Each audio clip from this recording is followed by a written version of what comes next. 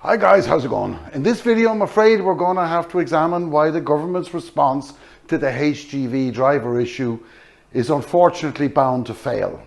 Now, this is not a guess on my part, but an absolute prediction.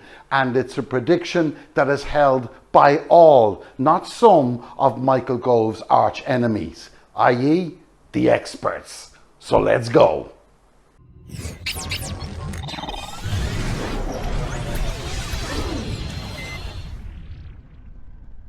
Now, before I get started, may I remind you about the subscribe and notification icons, please?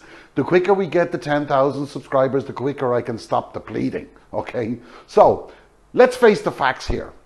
The only reason that Schapps, or wherever this lying charlatan calls himself today, and George Eustice issued those 5,000 short-term visas was in reply to the chaos of the fuel problems we've witnessed and continue to witness over the last week, okay?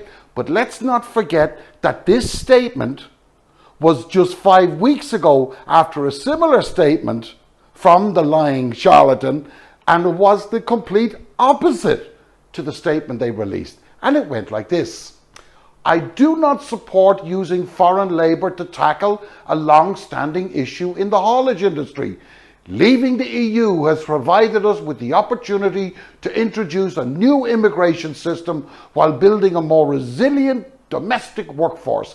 And I'm sure you would agree, he said, on the importance of utilising our domestic workforce and supporting the many UK-based workers who now face an uncertain future due to the impact of the measure to tackle COVID-19 and the need to fulfill new employment opportunities. Okay?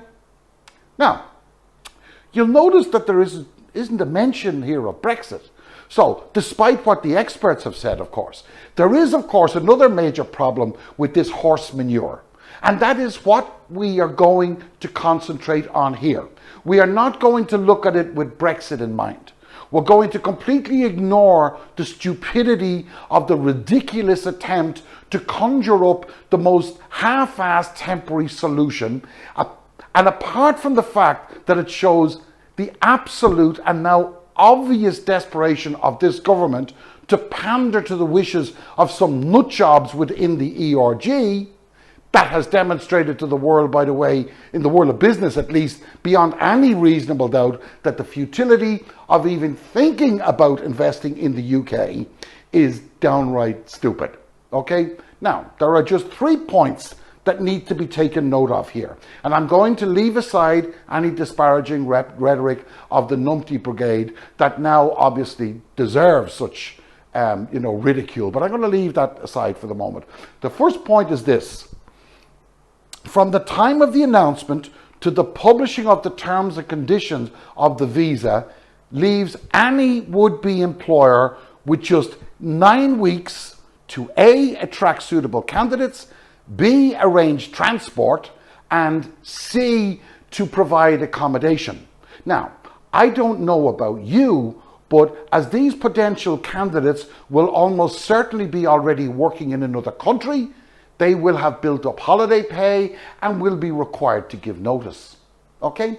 If they decide simply to drop anchor and leave, they will A, lose their holiday entitlements, B, lose whatever salaries are due to them, and burn a hole in their resume that will stick for quite a while.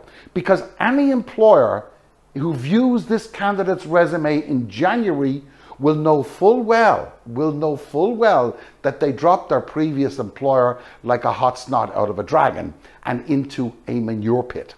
Okay? Secondly, and I remind you that this was coming continuously from the Conservative Party, is that Europe already has a massive driver shortage, and this, combined with COVID, was the only reason for the current driver shortages. Now, though this is partly true, it simply further exposes the stupidity and the unprofessionalism of perhaps a complete lack of any sense of reality within this government. Why? Well, that's simple. Let me help you out there. A, there are shortages, according to the government, there are shortages in Germany, shortages in Holland, Belgium, Denmark, Norway. And each of those countries pay more than being offered in the UK, where the average salary, and I express it in euros, is 38k. That's what it is in the UK. Whereas in Germany, it's 41k.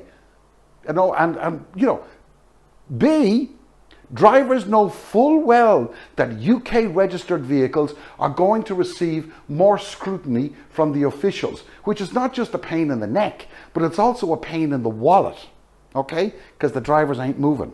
C, from their personal tax point of view, they will be hit with a higher tax bracket and will have to wait months to get that back. Now let's look at the third and perhaps most obvious reason to uncover the truth that this scheme is simply another publicity exercise. A, cast your mind back to the lorry parks in Kent.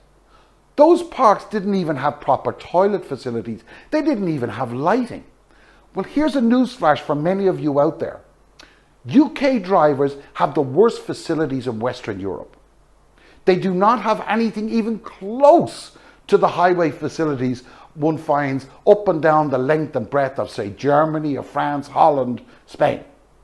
Drivers in those countries have hot showers if they want them. Many of them have hot food to choose from, rather than the mushroom or minestrone soup and sandwiches, or maybe deep fried crap that UK drivers are offered here. When you are faced with that type of choice day in and day out, I can assure you that you'll get tired of it in a real hurry. So on this point, can you imagine what a driver from, say, Poland or Romania is thinking to himself when he sees on his TV the queues on the motorways at garages just to fuel up? I'll tell you what he's thinking. He's thinking that he could be completely screwed because he'll not be able to get into those garages to park up, and secondly, will be extremely concerned about what will happen if the garage that he has the fuel card for runs out of diesel while he's en route. He'll be worried about that. So this rules out the drivers coming from the EU, which leaves the drivers from outside the EU. Now, I can speak with some authority on this matter, okay? The first thing that will happen is that the drivers will also be aware of the conditions in the UK, but this will be offset considerably by the higher salaries than they are currently getting in their home nations, in, say, Africa, India, or Southeast Asia. Of that, there is little doubt, no doubt at all. But in those home countries, they're probably not paying any tax, or paying such a small amount of tax, it doesn't really matter. But when they hear that they're going to lose 25% of their income in the UK, and think that they're going to think they'll never see it again, okay? Things will change real quick. They will also touch base with other countrymen, of their other fellow countrymen who are already in the UK. And what do you think those fellow countrymen are going to tell them? What, that everything is rolling green meadows and roses? I don't think so. I don't think so, guys. The next thing is, who's paying for the ticket, the flight? Who's paying for the accommodation?